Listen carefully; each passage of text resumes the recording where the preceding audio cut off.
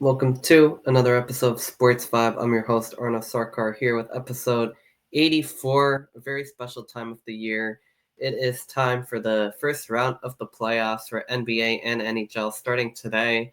I'm recording this just a little bit after the tip off of Bucks versus Pacers, so apologies about being a little bit late, but it's a first round prediction series for every single matchup in both the NBA and Stanley Cup. We're throwing this back to how it was a year ago, basically. Just me this time for this episode, but it's really one of my favorite times of the year. A lot of good sports going on. I mean, it really doesn't get better. I mean, the whole NBA regular season leads up to the playoffs, and obviously so does every sport, but especially in basketball, the intensity picks up a lot in the playoffs. I mean, you get good basketball every night. Same thing with hockey. I mean, the intensity goes up so much. My Nets are not in the playoffs. The Knicks are, so it's going to bring a nice local flavor. The Devils are a team that I root for heavily, so I'm really excited to see their series against Carolina, in which they'll be the underdog again. But let's get into some predictions and analysis. Obviously, we can start with the Stanley Cup, and then I'll get over to my favorite league in the NBA. My favorite league to watch casually. I'd say I'm a big football fan too, but a lot of rivalry matchups in this hockey playoffs. I mean, obviously one of the main stories is Ovechkin winning. Well, he won the Stanley Cup a few years ago, but chasing down Gretzky, and becoming the lead goal scorer for the NHL all time.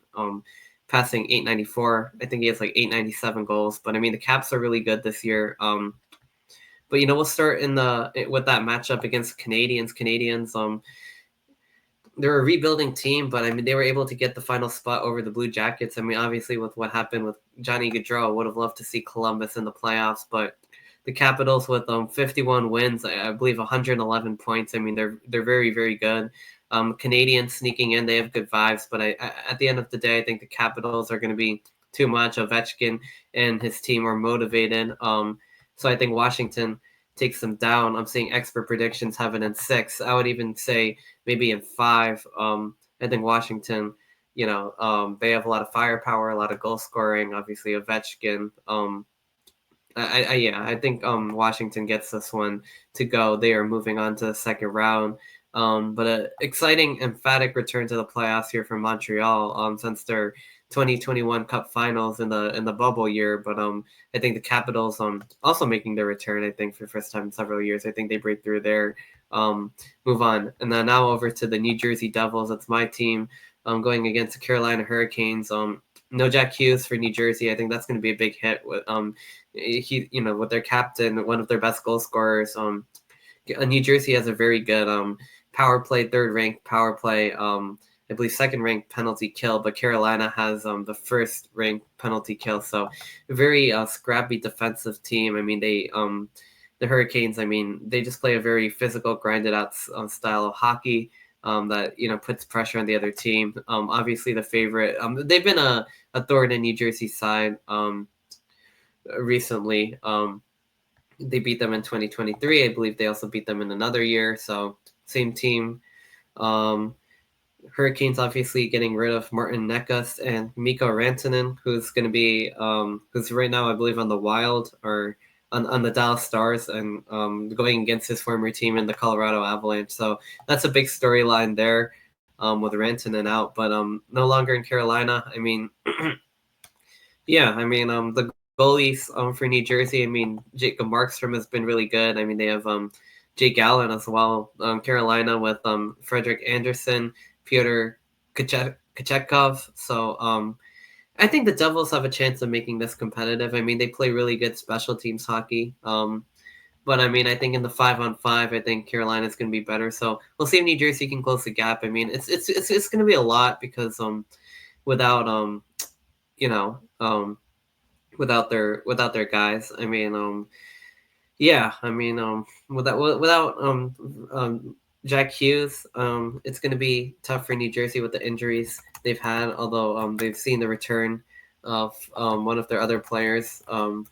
So I mean that should be pretty good for the Devils. But I think it's just going to be very hard for New Jersey to make up for losing their depth, losing their one of their star players. I just don't see how they're gonna have enough firepower to keep up with Carolina. So I think Hurricanes in 6, I think is a good prediction. I mean, it's a little bit unfortunate, but I think the Hurricanes definitely, they do have the advantage. So I mean, they had a season split. But the Devils' injuries, obviously Jack Hughes, Andre Palat, he's been injured a little bit. So I mean, players like Heischer, Jesper Bratt, Brett Pesci, Luke Hughes, obviously they're gonna have to play out of their mind. I mean, Carolina's very deep. Um, the home ice, of course, is pretty important as well. But I think just the way Carolina plays is going to be tough for the Devils to get their goals and everything. And I would say the Devils get 2. I mean, they maybe even send it to Game 7, but I'd say Hurricanes in 6 is the prediction.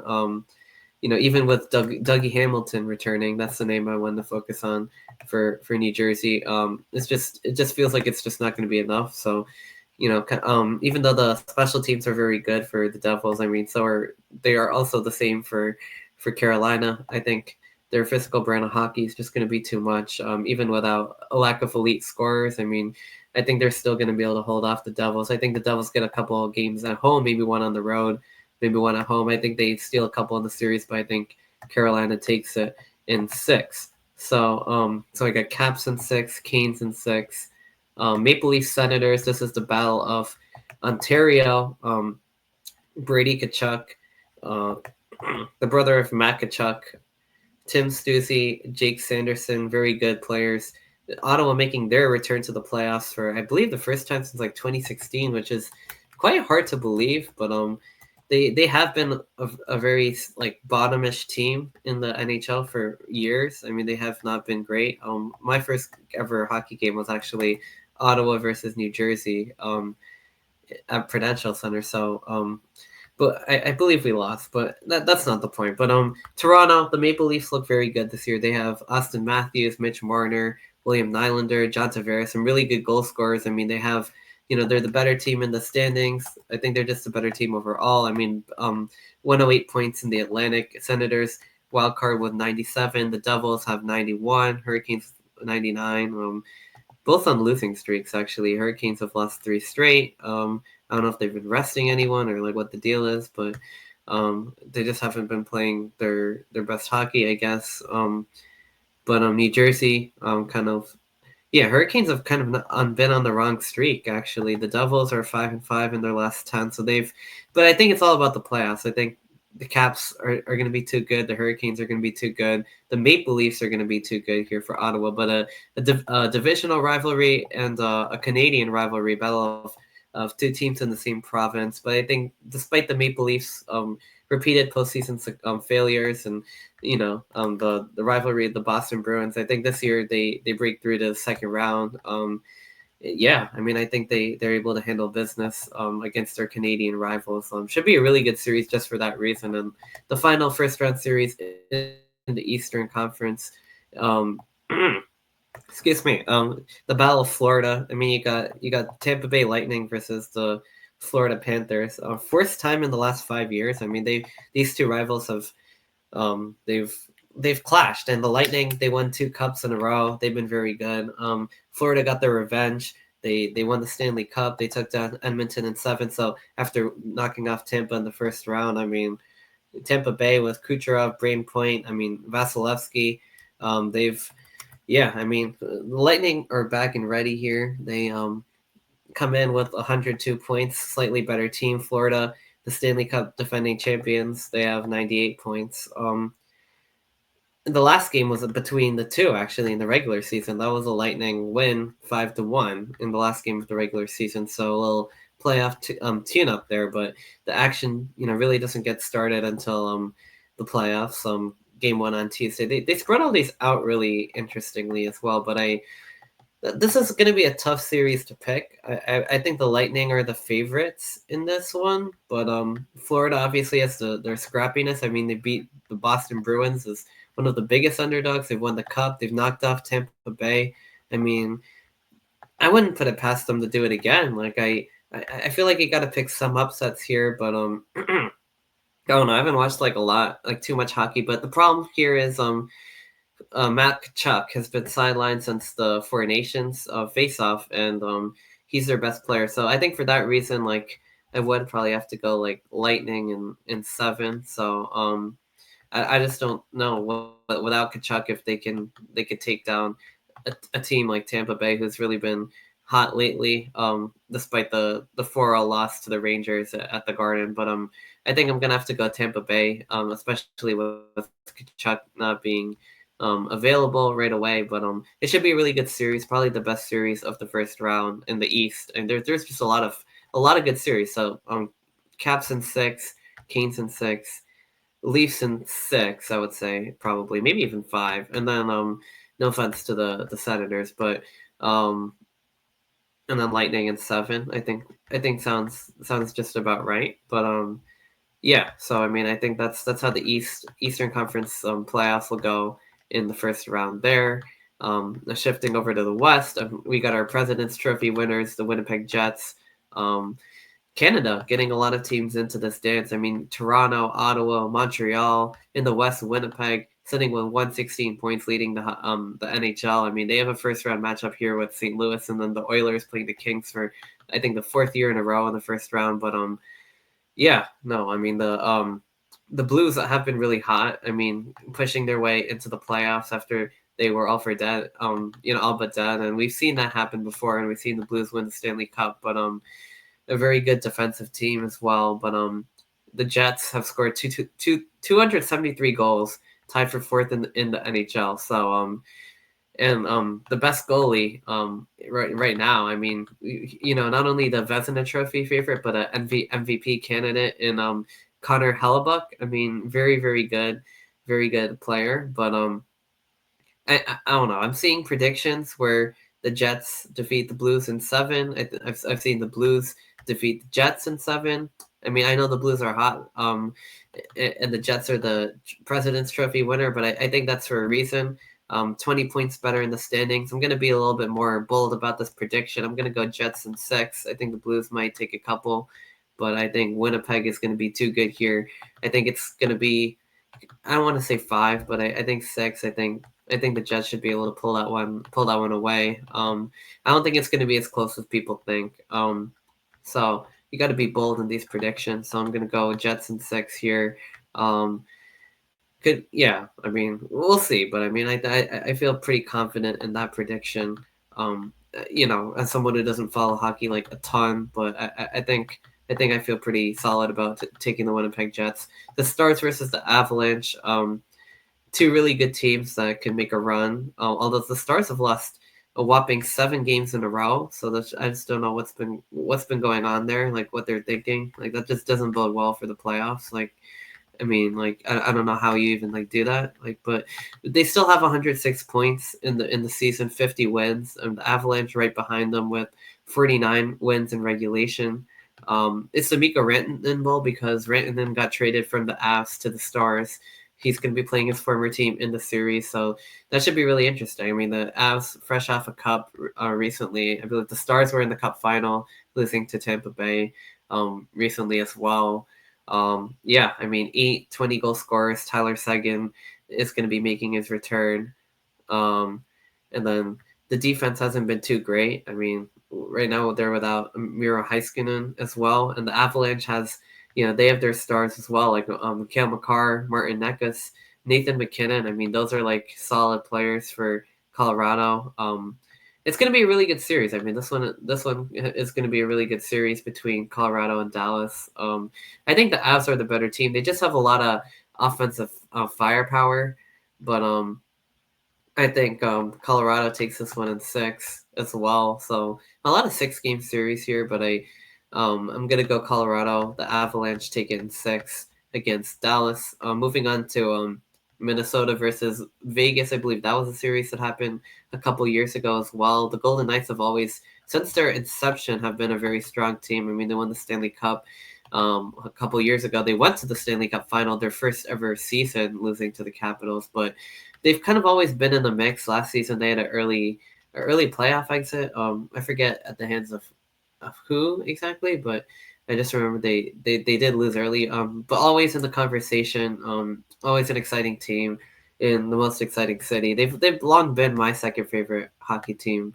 I really do like them. But going against the Minnesota Wild, yeah, I mean, it should be a good series. I mean, there's been a lot of injuries for Minnesota, but now Kirill Kaprizov coming back, Joel Eriksson coming back, um, Jack Eichel for Vegas. I mean, really good player. Thomas Hertl, um, yeah, Aiden Hill and goal. I mean, really good. But Philip Gustafsson for the Wild as well. I think the Knights are definitely the stronger team. I mean, the Wild have 97 points as a wild card team in the rugged Central Division, but the Golden Knights topping the Pacific with 110. That's third in the NHL. So I mean, I think they're ready to go in Vegas. I think it's going to be tough with the home ice advantage, especially. But I think Vegas is set up for a deep run after they fell short last year with some injuries. But yeah, I think I think the Knights have what it takes this year to potentially make a deep run in the playoffs. I think their first matchup against the Wild is going to be a success for them, and they move on. I'm going to go in 5. I'm going to go 4-1 Vegas. And then finally, our last series of the first round. For the 4th year in a row, the LA Kings battle the Edmonton Oilers. Stop me if you've seen this movie before, but yeah, I mean, the first 3 times all went to the Oilers, and none of them ended up in a Stanley Cup, unfortunately, because the Oilers decided to make it really interesting when the Panthers went up 3-0 in the Stanley Cup Finals and the series was basically over. They said, "Oh, we're going to like come back and like give everyone hope and then just like tear it all away when everyone starts believing in us." And I fell for that stupid trap, and then my heart was broken by the Florida Panthers, even though I like the Panthers a lot because they beat the New York Rangers, and I'm like a Devils fan, so I was very conflicted. But I really wanted to see like Connor McDavid, Leon Draisaitl, like win the Stanley Cup. I wanted to see the 3-0 comeback, which is like I don't even think it's ever been done in a Cup final series. It's never been done in the NBA playoffs. But I really wanted to see history. I wanted to see Canada bringing the cup to the North, but Panthers said no, we're keeping it in the South. But anyway, this year is a different year. So they've always had their way with the LA Kings for some reason, but the Kings have been better lately. Yeah, I mean they scored 64 goals in the last month after a slow start to the season. The Oilers um, they sh- they um, they have ruled out their defenseman Matthias Ekholm, and their goaltending has not really been the greatest. But Connor McDavid and Leon Draisaitl, obviously, they're getting ready for a deep run. I mean, those are 2 goal scorers. I mean, they're creators. They can they can create for other people, kind of like basketball, which I'm going to shift to, but they can create for other people, but they can also score goals themselves. I mean, very good star power. I mean, good goaltending as well. Darcy Kemper has been extremely good. Um, and also, the Oilers missing out on Ekholm is going to be not great. I mean, their goaltending hasn't been great. So, a lot of these expert predictions do have the Kings taking down the Oilers. And in the name of being bold here, I want to do the same thing. So, I'm going to go. I don't know. I want to disagree with like this analysis because, like, it's all about like having fun, and it's all about just like picking what your heart believes in. So I'm gonna go Oilers in 7, and say the Kings are not making it past them for the 4th year in a row. Edmonton's moving on. um I could be wrong about this because I'm seeing the Kings shut them out 5-0. But what's the fun of like doing predictions if you don't get a few wrong and if you don't pick with your heart and not your mind? So I'm gonna go Oilers in 7 over the LA Kings. I think it should be a really good series. So yeah, just to like fast forward a little bit, I wanted to do Stanley Cup final predictions. I wanted to do conference final predictions. So just looking through all of this, I obviously have the Capitals and the Canes moving on, the Maple Leafs and the Lightning moving on. Although, like, I want to say the Panthers scrap it out, but I don't know. I don't see it with their guy Matt Kachuk being injured. If any team could surprise me, like, it'd probably be them. But I don't know. Tampa Bay's also very good. I mean, I think yeah, I think Tampa Bay hangs on just because the Panthers are banged up. But I want to make a bold prediction. I want to say this is the year Toronto breaks through, gets to their conference finals for Canada. I think this is like a year for them. Like, but I think the Washington Capitals and Alex Ovechkin are just going to be too great in the end, and I'm gonna go Capitals over Maple Leafs in the Eastern Conference Finals. In the West, I think we're set up for the clash between the Vegas Golden Knights and the Winnipeg Jets. So we got Canada versus the USA in both series. And then this time, I'm gonna say the Jets break through. They break the President's Trophy curse, and they go to the Stanley Cup Finals, knocking off the Vegas Golden Knights in a 7-game series. And I'm gonna say the Capitals beat the Leafs in 6 because they're just like that good. And then we have Capitals versus Jets. That sounds very interesting, actually. But we could have Capitals versus Senators, but like I don't know if we could even have that, to be honest. But the Capitals. But I don't know. I mean, I just feel like you got to pick some upsets somewhere, but you also got to pick some favorites somewhere. So I feel like Capitals take down the Leafs in 6. I feel like the Winnipeg Jets break that curse. They take on the Golden Knights. The Golden Knights knock off the Oilers. I don't know. Golden Knights are always like very good. So, but I think the Jets do like knock them off. I think they beat them in 7. So we have Capitals versus Jets in the Cup final. I'm gonna go Capitals because the President's Trophy winner hasn't won a Cup final. I think the Capitals are just that good this year. I think Ovechkin's motivated. Their goaltending is solid in Washington. I mean, they have a lot of goal scorers besides their guy Ovechkin. But I think they have that playoff experience. Like, I think, yeah, I mean, I think Washington, I mean, they've just been too much. I feel like they're going to be able to pull it off and keep the cup in the U.S. for yet another year. Capitals versus Jets. So those are my predictions for the Stanley Cup. But yeah, no, I mean, this should be a really good playoffs, and hockey intensity is always high. Games go to overtime. There's no shootouts. So just a lot of fun. I mean, every game is going to be exciting. Looking to go to potentially a Devils versus Hurricanes game coming up. So yeah, we'll see what happens. We'll see what happens. But I mean, it should be a good time for sure. But my real love is NBA basketball. I think that's something I could speak on a lot more from my head, and I really enjoy watching basketball hoops. And the playoffs they're just like, they're like really like just they're like a basketball fans like paradise because it's always like best on best. Like the whole season kind of leads up to it, and it's high level intensity basketball. So the same thing, just like I said about hockey, but just in a more like pure form in a way, because it's just like talented hooping.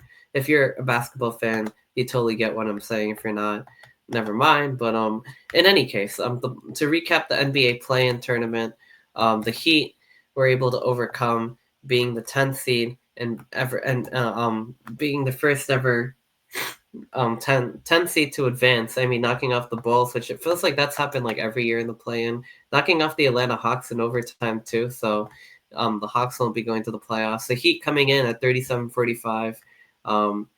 Obviously, there's so many teams tanking for Cooper Flag, like the Wizards, the Hornets, the Sixers, Brooklyn, all missing out. I mean, the Jazz have just been miserable, the Pelicans, Spurs. But this is where the playoffs really matter, because like none of those like shitty teams like are gonna make this like tournament, thank God. So we get to see like good basketball now. So this is why like the playoffs are like important. But in any case, so yeah, the Heat cruising through. Knocking off the Atlanta Hawks and Trae Young, knocking off the Chicago Bulls. I mean, the Heat have always had that, like, just like their South Florida cousins, who when they both made the finals and both lost to superior opponents in the same year. They've been that team to be scrappy. They've been the team to win as an 8th seed. They've been the team to defy the odds. They've been the team to create upsets in a sport where there really aren't a lot of upsets. And yeah, Jimmy Butler is a big reason for that. But the Heat, they just have that Heat culture. We'll see how far it gets them, but it's gotten them this far. And the Heat and the Orlando Magic holding up those 7-8 spots. So the Orlando Magic obviously knocking off Atlanta to cruise into that 7th spot. But in the West, the Golden State Warriors handling Memphis in a very exciting game, even though both teams now have the same record. So yeah, I mean they were able to survive the Grizz and end up in the playoffs, taking on the Rockets. The Grizzlies then had to play the winner of Sacramento versus Dallas. The Mavs able to knock off the Kings in Sacramento to push their way into that final game. But in one of the most disappointing seasons after the most ridiculous trade in NBA history, the Dallas Mavericks fall short to the Memphis Grizzlies. John Morant plays through an injury. They get the dub in relatively blowout fashion. Yeah, I mean, they lost to the Warriors 121-116, exciting game, but they were able to knock off Dallas. AD had 40 points last night, but it wasn't enough as Memphis survives. John Morant's battling a sprained ankle, scoring 22. So Memphis is in as the 8th seed, but these 8 seeds are going to have a tough task ahead of them because the top of the league in the NBA has just been outstandingly good this year. I mean, the Cavs with their 64-18 record for best in the East. And then the Thunder with an even more ridiculous 68-14 record with a 12.9 point differential. I mean, that young core, Shai Gilgeous-Alexander, I mean, adding Hartenstein. I mean, they just got so many, Jalen Williams. I mean, they just got so many young players. I mean, SGA's just been incredible, but I mean, their whole roster, I mean, they've just been cooking. Like, I mean, you got Lou Dort, you got Chet Holmgren, you have, I mean, so many guys like both Jalen Williams. Yeah, I mean, it's just sensational, like what the Thunder have done.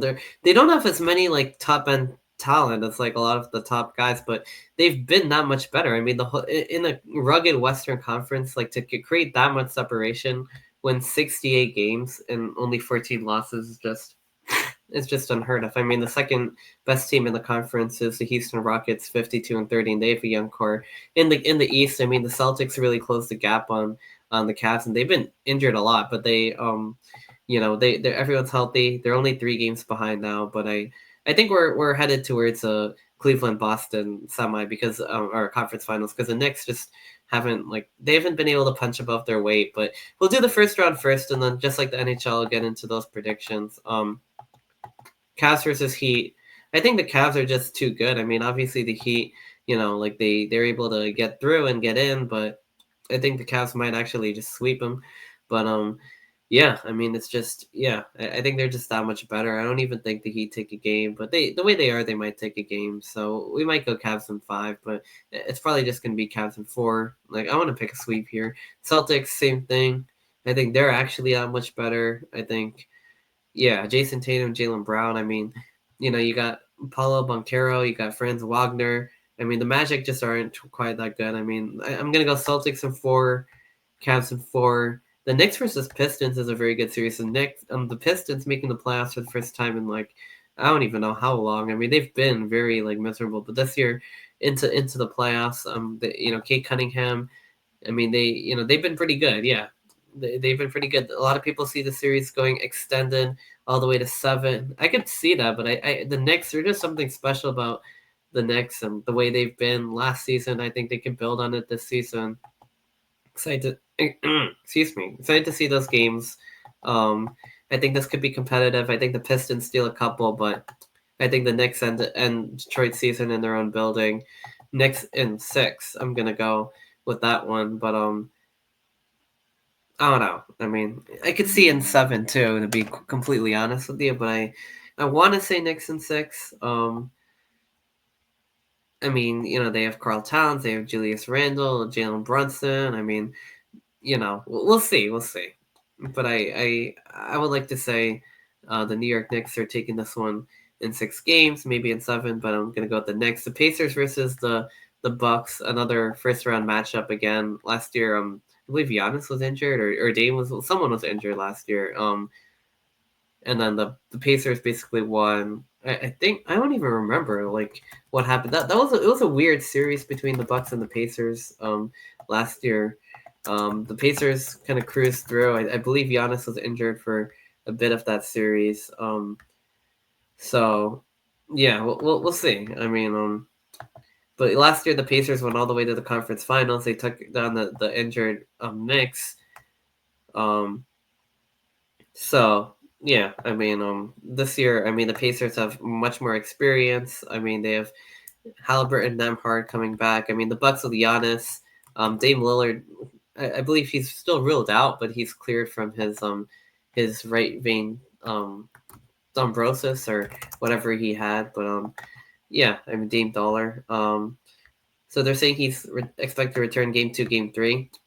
I'd love to see the Bucks break through because they have such a talented roster. Although they don't have Chris Middleton, I mean Dame and Giannis, and I'd love to see both of those guys win a ring. But I feel like the Pacers are just like hot right now. Like I mean, they have Halliburton, they have all these guys, they have more experience. But I don't know. I just don't. It's just weird. Like I really, yeah, the Bucks. I mean, Giannis might be walking away. And I just feel like without Dame Lillard, without Middleton, I feel like it's just going to be very hard. I think the Pacers get the upper edge in the series early.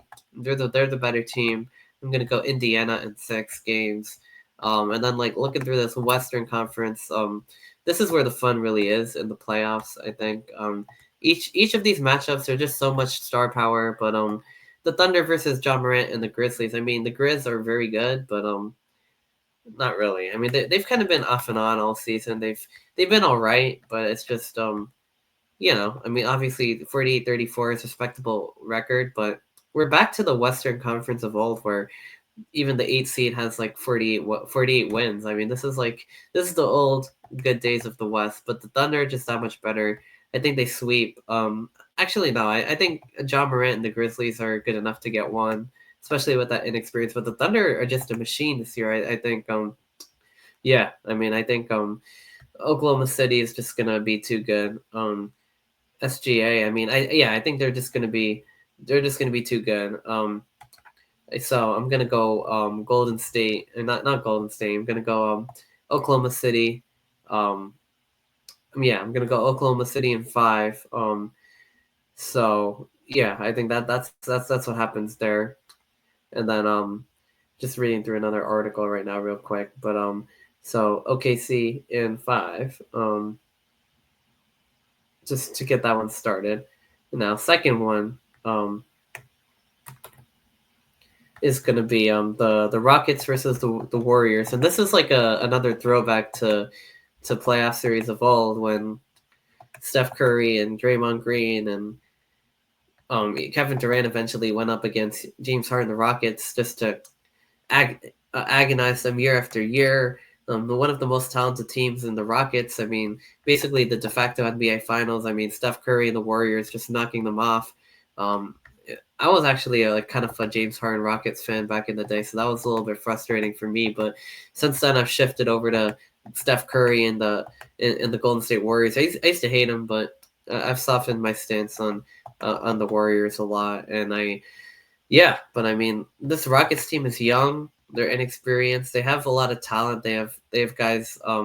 They have a talented roster. They have Amen Thompson, Dylan Brooks. I mean, Tari Eason. I mean, they have different guys in there, but they are not the Oklahoma City Thunder, and the Warriors are just coming in red hot in this playoff series. I mean, I mean, obviously they lost to the Clippers, but they have the greatest shooter of all time. I mean, he's been playing insane. Jimmy Butler just gives his team a whole different burst, attacking, scoring at the rim, giving them a second option. I mean, Draymond Green, obviously he's who he is. I mean, Golden State they're a high flying machine. They're only 4 games back in the standings, but I think Golden State, Steph and Jimmy, I think that's going to be like a matchup problem. I mean, so I think Golden State, again, just like times of old, knocks off the Rockets. Not to say the Rockets won't get a couple games, but I think Golden State does take them down. I think it should be a really, really good series. But I think, I mean, the Rockets, the Warriors are the second 7th seed favored in a first round series since 1988 because, obviously adding Jimmy Butler. And the Rockets play a physical style of basketball, but But yeah, I mean, they could definitely disrupt Steph Curry if they could do that enough. But I just think Steph Curry. I think adding Jimmy Butler, his physicality, his scoring is just going to give the Warriors a punch that it's just going to be too much for a young Houston team. I think that combination of playoff experience and adding a great scorer around Steph Curry gives Curry just that much more freedom. They can both thrive off each other's game, and yeah, when one's not working, the other one will be. And if both of them are rolling, which they have been, I think Golden State's just gonna be too much. So Warriors in 6, and then going over to the Lakers series against the Minnesota Timberwolves. This is another team that I'm really excited to see in postseason. Obviously, Luka Doncic going to LA, LeBron looking for another ring. I mean, the Minnesota Timberwolves have been a fun team with Anthony Edwards, of course. Everyone loves him. I was rooting for them heavy last season's playoffs. I mean, obviously the big win over the Denver Nuggets in last year's playoffs, but this year, I mean, LeBron James, Luka Doncic. I mean, they've been really good when both of them have been healthy. We've seen them in action. The Lakers, I mean, I think they're headed for a second round mega clash against Golden State. But in the first round, I just don't feel like the Timberwolves are quite as good, especially without Karl Anthony Towns. So for that reason, I'm gonna go Lakers in 6. I think the Wolves are scrappy enough to get a couple teams. Minnesota had a games. Minnesota has a couple solid players, but around Anthony Edwards. But I think LA is just gonna be too much there. I think they get the dub. And then finally, Nuggets versus Clippers. The Clippers are as healthy as they've looked in quite some time. I mean, Kawhi Leonard is playing as good as he's been in a long time. Probably a bit better than he has, actually. I mean, the way he's moving, the way his all around game. I mean, he could shoot, play defense. I mean, Denver, meanwhile, they just fired their coach, Mike Malone. I mean, they're kind of trending in a little bit of the wrong direction. Although they won three recently to hold on to that 4th seed. Yeah, I mean they haven't really looked the greatest, but then they also did just beat the Rockets. So this series, kind of a throwback to that series in the bubble between the Clippers and Nuggets, where the Nuggets came back down 3-1, which is like a Doc Rivers staple. But in any case, I I don't know. I just feel like the Clippers with James Harden and Kawhi Leonard healthy, I think that's just gonna be like a lot. It's a Russell Westbrook revenge series too, because he played for the Clippers like last year and now the Nuggets. But I just think the Clippers, especially with the dysfunction that's been going on in Denver, I think the Clippers have too much star power here. A lot of people are saying the Nuggets are gonna win, but obviously you got Nikola Jokic. But I think yeah, I think the Clippers have got it in 7. I think this one does go all the way. It's gonna be a really good series, but I think LA's, their talent has to come through at some point, and if it can't, I mean, they've been the hottest team, and the Nuggets have been the coldest team. So give me the LA Clippers. I mean, they have the same record, but I think the Clippers have just been trending in such a good direction right now. I think and Zubac has been playing insane. I mean, extremely talented at the rim as well, and I think he's going to be able to match it up with Jokic very strongly. So I think give me the Clips in 7. So to fast forward this a couple of rounds, I'll walk through the whole thing for us here. So if all the top seeds win, I guess, which is probably not all the top seeds in the East, I think the top seeds are that much better. Cavs versus Pacers. I think the Pacers are scrappy. They might get a game or two. The Cavs take that one in 5 or 6. I think the Celtics have kind of owned the Knicks recently, so I think that continues. The Knicks maybe get 1 or 2. Boston, I think, cruises through. We get a series between them two. I think the Celtics are going to be too powerful. I mean, you got Kristaps Porzingis. You got guys like that. I mean, the Cavs are still a little bit young. The Celtics have closed the gap. I mean, Jalen Brunson. I'm not Jalen Brunson. Jalen Brown, Jason Tatum. I think it's going to be a really good series. I think Boston takes it in 7 over the Cavs. In the West, we have a second round matchup between the OKC Thunder and the LA Clippers, but this time the Thunder knock off the LA Clippers. I think they're just too good this year, maybe in 6 games. And then that leaves us with Golden State taking on the Lakers in a seismic series. I think between the superstar duos, I think the Lakers with Luka Doncic and LeBron James are just going to be too much. I think they take an exciting 6 games, so maybe 7-game series to knock off Golden State. LeBron James and the Lakers take on the Thunder. In this one, I probably have to agree with Perk and go Lakers in 5. I don't whatever the saying is. OKC Thunder, Royal Rumble, Baby in a Bundle, Lakers in 5. But I think it's probably going to be like 6 or maybe even 7. I think LeBron James and the Lakers set up a series against the Boston Celtics in another Lakers-Celtics rivalry. The most played NBA Finals, the top 2 teams in championships with Boston overtaking them. I think the Celtics are too good, though. We've seen that matchup happen in the regular season. I think the Celtics are going to get their second championship in a row, although it could definitely be Oklahoma City, but I think Celtics Lakers would be a fire series. But yeah, I mean, a lot could go on, but I just think a lot of people are thinking the Thunder might play the Celtics. It's really going to depend on who wins this Thunder and Lakers NBA final conference championship. A lot of people are seeing the Celtics making it through the East.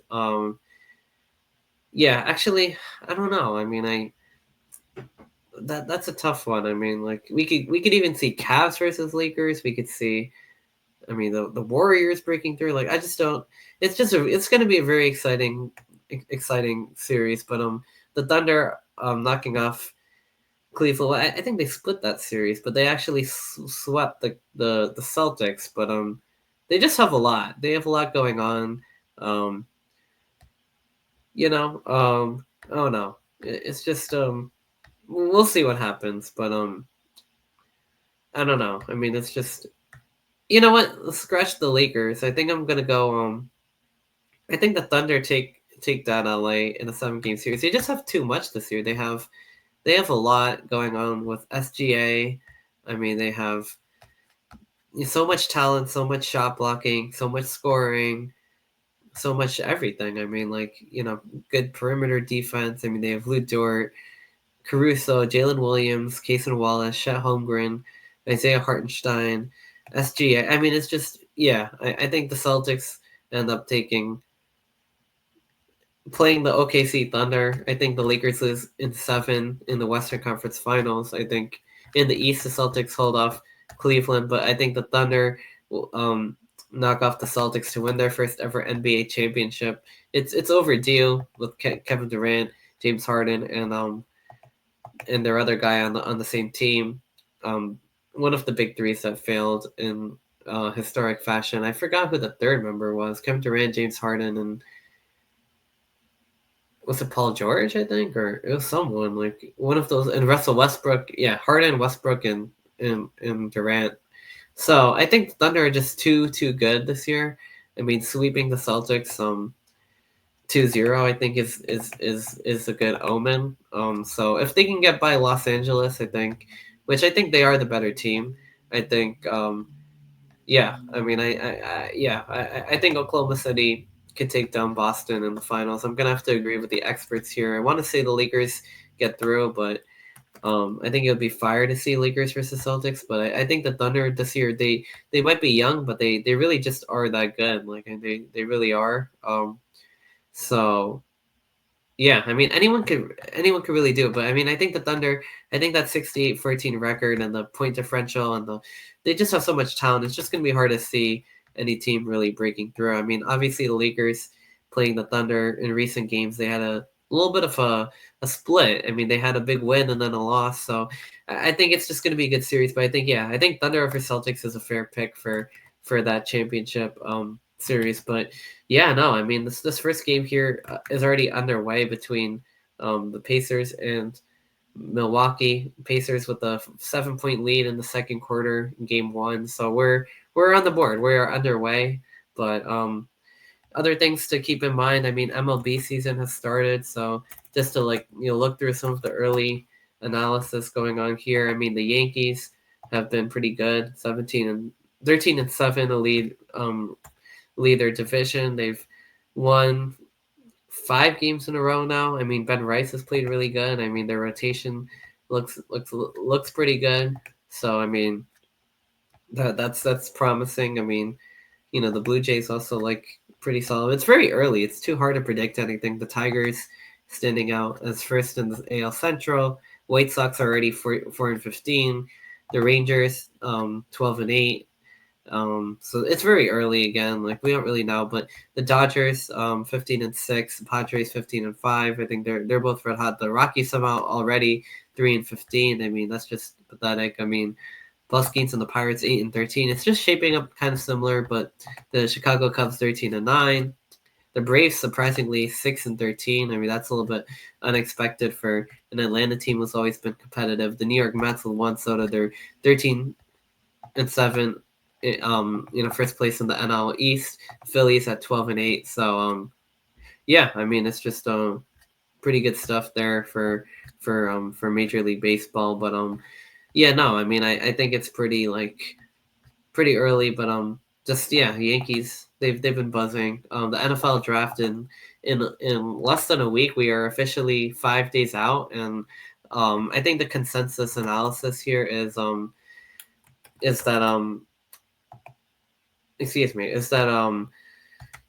Cam Ward is going to go number 1 to the Titans. I think that's basically set in stone. Their franchise quarterback best in the draft. I think number 2, the Cleveland Browns. It really depends on who they end up picking, but it's going to be very interesting. But yeah, we'll see what happens. But we'll see what happens. But yeah, I mean, it really does depend on everything. But I think Ward is going to go number 1. I think Travis Hunter is going to be a very, very hard. It's going to be a very hard pass for the Browns, especially with needs on. Yeah, it's going to be very hard for the Browns to pass on Travis Hunter. So apologize for kind of hesitating through this. I had all of this through, and then I've just been seeing other articles pop up. So basically, the Titans taking Cam Ward with the number 1 pick. I would say that's almost a guarantee. Number 2, I'm seeing a mock taking Shedeur Sanders, but I think it's going to be Travis Hunter. I think Abdul Carter is going to be a Giant at number 3. And if for some reason the Browns do elect to take Shedeur Sanders, which I think is a little bit of a reach, I think that it's really between Travis Hunter and Abdul Carter for number 2. A lot of people thought it would be Abdul Carter going to Cleveland. I see Travis Hunter going to Cleveland. I've been seeing that a lot recently, which basically means it's between Abdul Carter and Shedeur Sanders for the Giants. It's a decision. It's a big decision. I mean, you obviously want to take a quarterback, and you don't want to lose out again. I mean, on 2, and that was a frustrating thing. I think as a Giants fan, I've gone from do whatever it takes to trade for the number 1 pick to no, we have to get Shedeur Sanders because how could we be the 3rd team in the two team race? And then now it's been oh no, we should just get Travis Hunter, and then now it's become get Abdul Carter and create a really good pass rush. So I want Abdul Carter. I don't think Shedeur Sanders is the move anymore. I really so I'd be a little bit upset to see that pick happen. But I think what's going to happen is they're going to be left with likely Abdul Carter or Travis Hunter.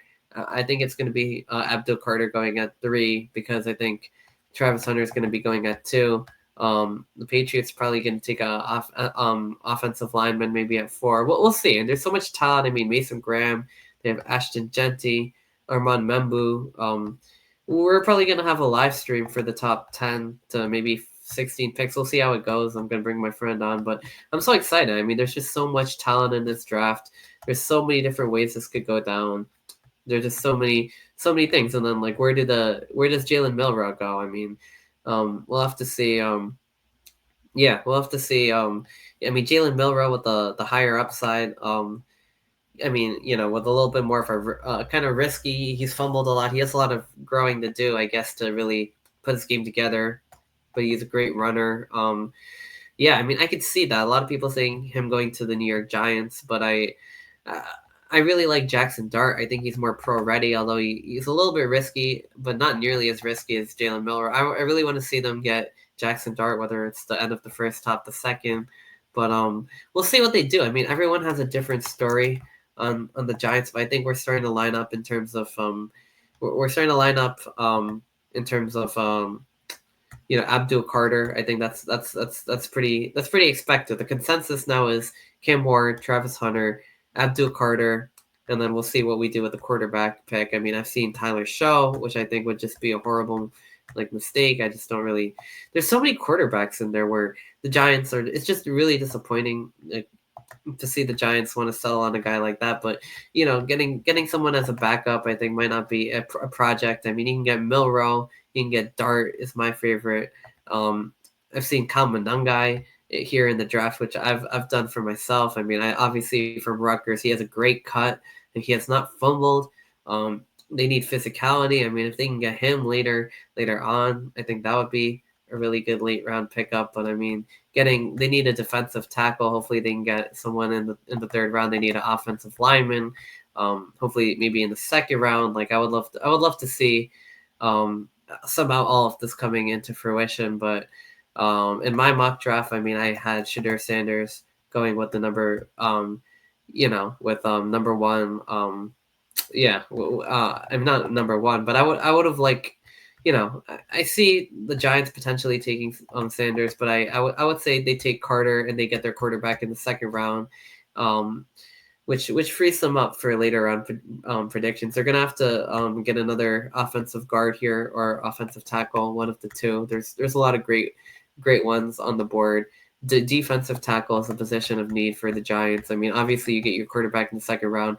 There's a lot of late round picks available for guys like, for receivers, for corners. I think they do need a corner, especially with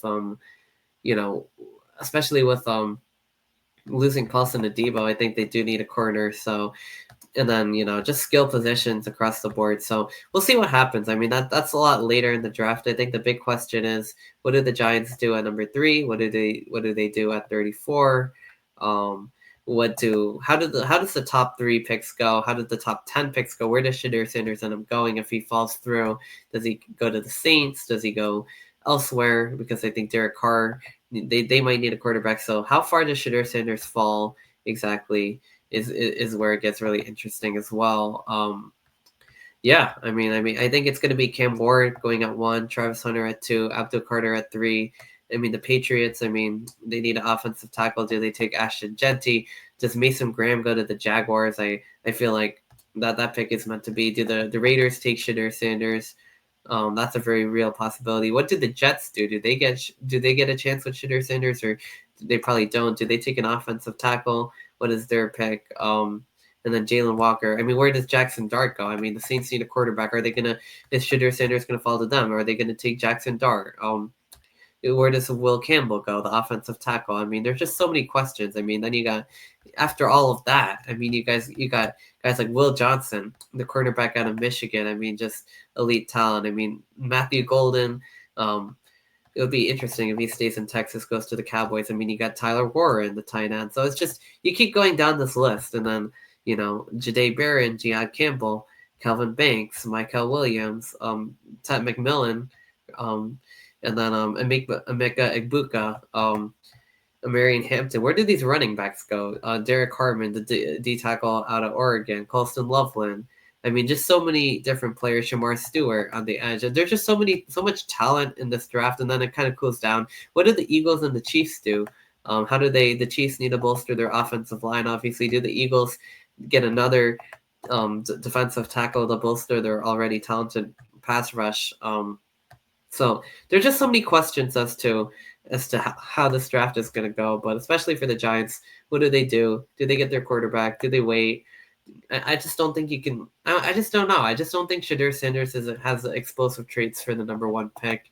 He's more of a good pocket passer. He'd be good second round value, but I think the Giants take a project in the second round. I just don't think you could pass on talent like Abdul Carter or even Travis Hunter, a 2-way player. So we'll see what happens, though. I'm really excited to see this go down.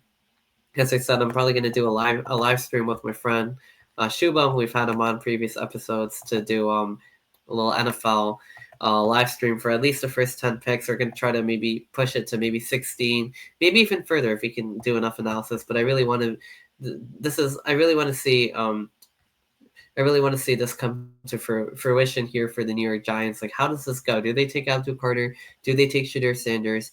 Do they take Jackson Dart or Milrow or Tyler Shaw? Like, what do they do at quarterback? Because, I mean, like, we really need an answer there, because it's just getting ridiculous just having this decision being pushed off. But at the same time, there's just so much talent. I really do think you got to take Abdul Carter, and Shadir Sanders, I don't think is worth that number one grade. I think there's a lot of good quarterbacks in the second round. I think they got their quarterback situation shored up with Russell Wilson, Jameis Winston.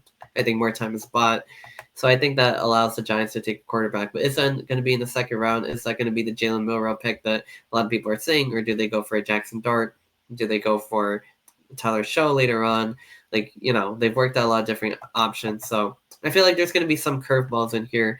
But I think the consensus prediction right now is Carter and Milroe. I would like to see Carter and Dart. What I would not like to see is Carter and Tyler Show. I think that'd just be a terrible pick. But I don't know. I don't want a developmental project. I want someone like kind of ready, in the wings. I don't want injuries. I don't want 26-year-olds who, spent like 7 years in college. Like I just don't want that anymore. I need like a solid answer here, someone who can play, who they can at least develop and can get ready right away. But in any case, we'll all these questions are going to be answered on Thursday, Friday, and Saturday, and many more. So we'll have a round one, at least beginning of the round live, and then we'll do a mock. We'll do a post draft reaction, obviously, and then of course, NBA and Stanley Cup playoffs, round one, week by week. I think we'll go series analysis, as I did with Jitesh last year. I'm really excited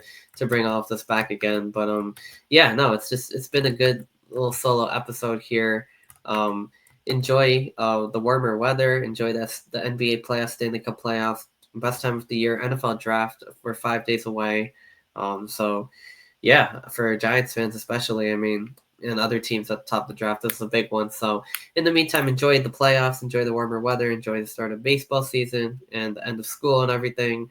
And, have a good time. I guess I'll catch up with you. I'm really excited to do the live stream. But in the meantime, enjoy the weekend. This has been another episode of Sports Vibe. I'm Arnav Sarkar here with episode 84, the NBA and Stanley Cup first round playoff previews combined with some later on MLB and NFL draft previewing here. But we'll see you next time and stay classy.